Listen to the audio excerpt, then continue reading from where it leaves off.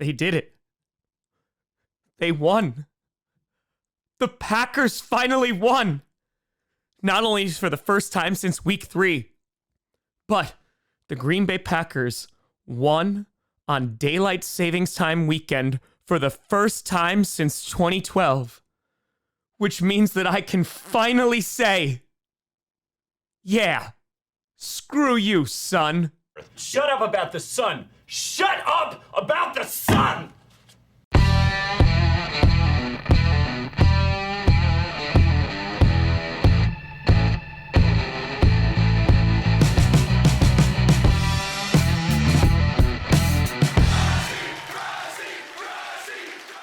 Grossi Posse Packer Nation. Welcome to an episode of Packcast, the podcast where you don't any Packers fan, but it sure does help. I'm your host, Tom. It's been a while since I got to do a happy one at Grossi, and today we are going to be breaking down the Green Bay Packers 20-3 victory over the LA Rams. And I have a lot of thoughts about this. I want to talk about all the good stuff that the Packers did, where I thought they played really, really well. Definitely want to shout out some players.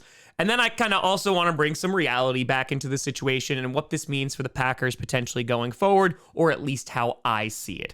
And so let's start off with the good. One, the Packers won an effing game. And I got to be very honest with you. I was streaming this game, and the Packers got a first down in the first half on their first drive. And I was cheering like it's Christmas. And the chat was like, wow, Tom, how the mighty have fallen that we're celebrating first downs. And no, you don't understand. My mentality regarding the Green Bay Packers right now is celebrate everything that I can. Because if you're a Packers fan, you know how bad things have been for the past few weeks. And there are fans of other teams watching this right now who go, we've been bad for years. You've been bad for 5 weeks. Shut up. And I hear you.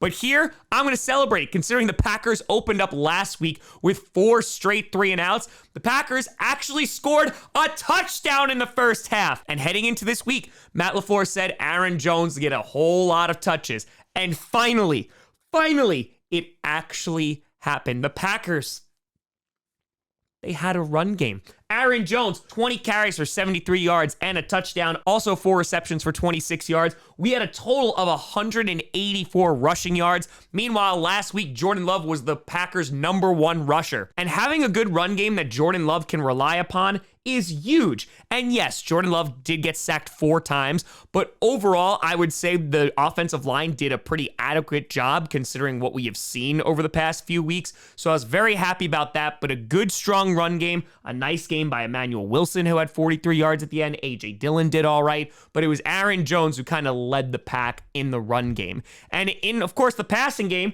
Luke Musgrave, 3 for 51, but more importantly, his first touchdown of his career, which is really exciting to see. And I think one of the bigger differences, besides the great run game, was the fact that the Packers were actually utilizing some innovative play calls again. Whether it was the double fake that got Luke Musgrave into the end zone, whether it was the end arounds that they started using again. These were the kind of plays that have been missing. They were there week 1 and week 2, and then it just seems like Matt LaFleur was like, nah, we're not going to do that anymore.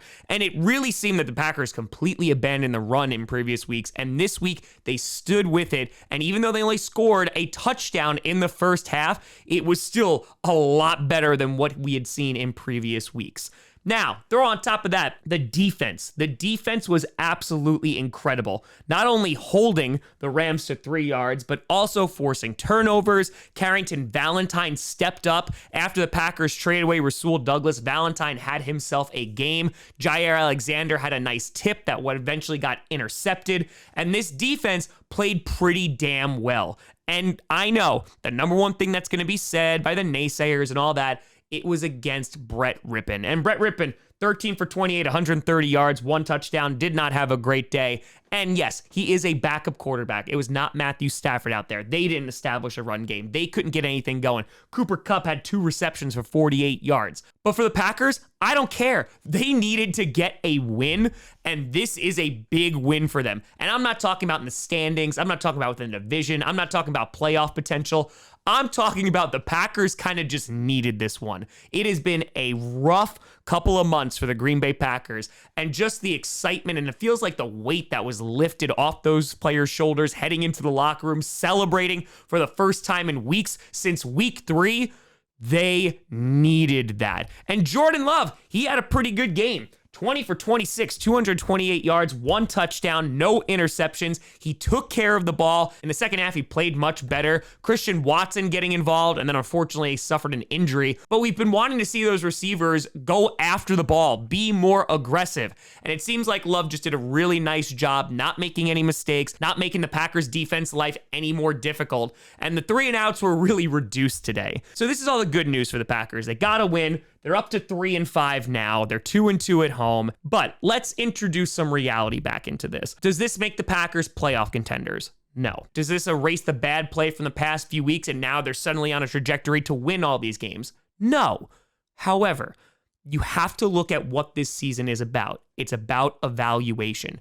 And today, you saw some really good things from some young players. You saw a good play from Jordan Love. You saw some good play from Carrington Valentine. These are the kind of things you want to see moving forward in a year where it's going to be very difficult for the Packers to make the postseason. That doesn't mean I'm giving up or anything like that. I do not want them to tank. I do not want them to lose. Goody said, I don't believe in tanking, and he doesn't think that it exists within the league. Here's what I'm saying. I don't care.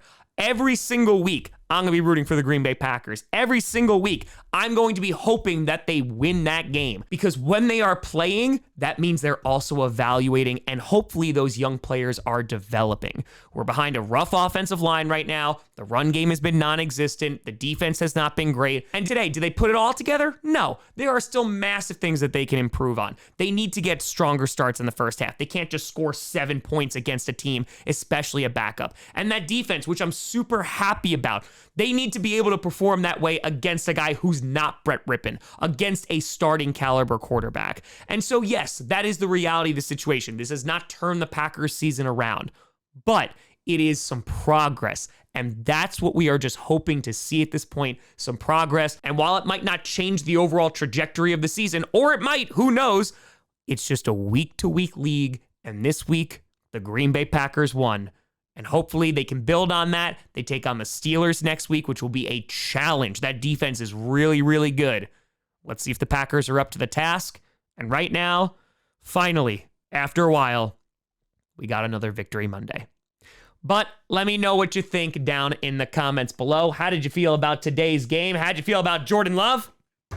Let me know. You can always find me at Tom Grossi Comedy, all social media see down below. A big shout out and thank you to all the Patreon and YouTube members for supporting this channel. And thank you so much for watching.